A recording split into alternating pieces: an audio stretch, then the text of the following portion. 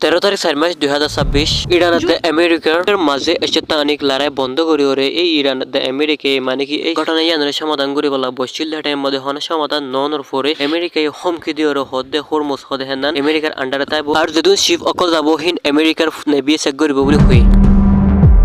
ডোড্রমে একান social media মাঝে post করছি যে যে নাকি আমেরিকান নেভি আছে ইন ওইলে দুনিয়ার মাঝে সেরা নেভি বলে হয়ে আর হিতারা হরমুসের মাঝে যাইরে হরমুস তারা দখল করিওরে তারা পানি যে নাকি দুনিয়ার শিপ অকল হিন্দু চলে হিম বেগিনরে আটকে রাখিব বলে হয়ে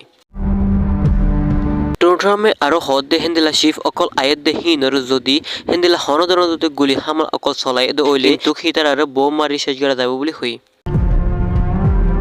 ইরানের ওরে নতুন করে ওরে সাব বাড়াই বললা বলি ওরে আমেরিকার সেনাবাহিনী অকলে নতুন নতুন স্টেপ কল্লর বলি হই আমেরিকার ফোর্স ওরে সোমবারে তারা বিজ্ঞানরে রেডি থাকি বললা প্রস্তুত থাকি বললা হই